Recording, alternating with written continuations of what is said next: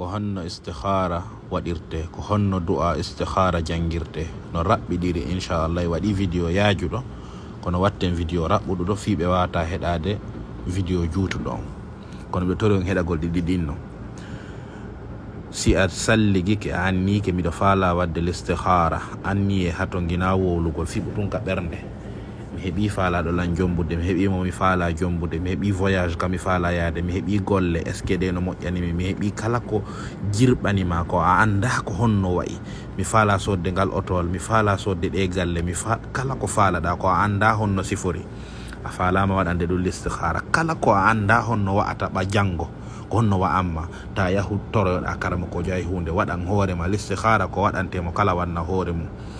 a anni to fiɓaka ɓernde miɗo faala wadde l'istikhara, salli goɗa salligi timmuɗo,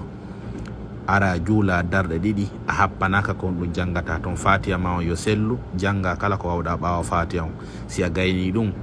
salmina janga o du'a ɗo, ko hombo woni o du'a. si a salmini fonta juuɗe maɗen janga o du'a, wi'a allahumma inni astakhiruka bi ilmika wa astaqdiruka bi qudratika wa as'aluka min fadlika al-azim fa innaka taqdiru wa la aqdiru wa ta'alam wa la a'lam wa anta allamul ghuyub. allahumma in kunta ta'alam anna hadha al-amr, on tuma wowla ɗon kala ko faalaɗa kon wowlira no faaliraɗa non, min kaarijo to rikelan yo min jomminiri, est ce que no sellanimi hakkude amin e on kaarijo wowla inde makko, no moƴƴanimmi dewgal hakkude amin en, walla lan faala jombude jo kaarijo, est ce que no moƴƴanimmi, miɗo faala sodde suudu, faala sodde oto, kala ko woni kon wowla ɗon. in kunta ta'alam anna hadha al amr, wowla ɗon ko faalaɗa kon. khayrulli fi dini wa ma'ashi wa aqibati amri, nokkugo wa ma'ashi ajili amri wa ajili, riwaya jiɗi no serto yiɗo ni ko ajili amri wa ajili, e riwaya feƴƴuɗo nanen on, foto feƴƴuɗo nanen on ko wa aqibati amri. on tuma wi'a faqdurli wa yassarhuli thumma barik li fi. wa in kunta ta'alam anna hadha al-amr, wowla ɗo kadi faalema on dow to a wowli sino moƴƴanma ko faalaɗa kon, ko andi kon faalɗa ko ya wowlir kan no fewiri, kala ko faala wowla ɗon e pulal sa faala wowla ɗon, après continua lega ko dow to ko sino moƴƴi, lega ko si moƴƴa, wiya sharrulli. wa in kunta ta'alam anna hadha al-amr sharrulli fi dini wa ma'ashi wa aqibati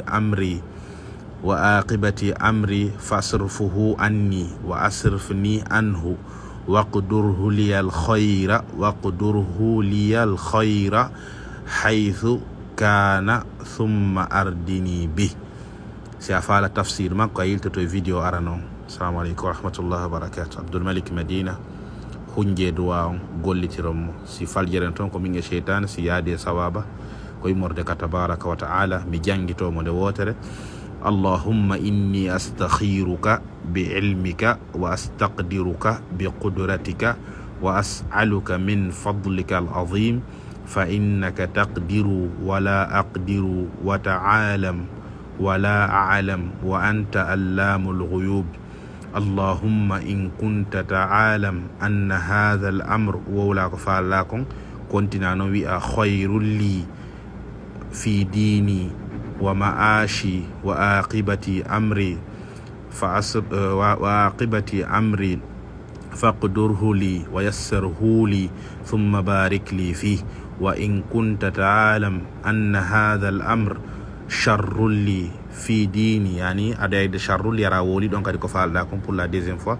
fi dini wa ma'ashi wa aqibati amri fa asrfuhu anni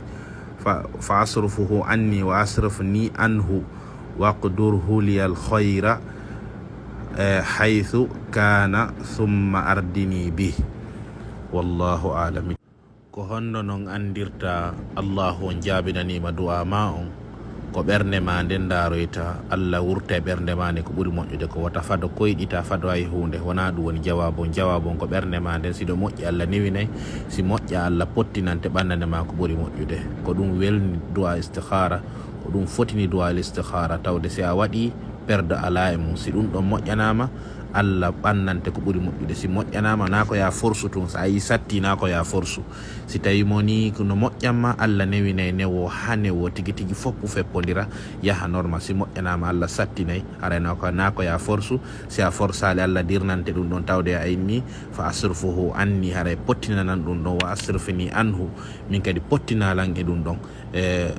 a torike ley ton yo Allah ɓannane newinanema goɗɗum go ko ɓurma moƴƴande ɗum ɗon kala ka moƴƴere nde woni on tuma kadi weltinira lan ɗum ko ɗum sakkiti duwawol ley ton summa ardini bi yo Allah ni weltinirema konko o moƴƴinanma konko moƴƴi ɗon andi ɗum ɗon perdata sa waɗiri noon duwa nga hoolike Allah azza wa jalla o jabinanima duwa on haray a wonal neɗɗo perduɗo tawde du'a ma on si Allah jabinimo a perdata fiw o jabina so jabinanima mo tu wooday ko aranma e konko falɗa ɗon ko ɓurma moƴƴande ko imma ko falɗa ɗon kon no moƴƴi o newinanema ɗum walla imma o pottinanema ɗon a yinni o pottinane si moƴƴanama o ɓannanema ko ɓurma moƴƴande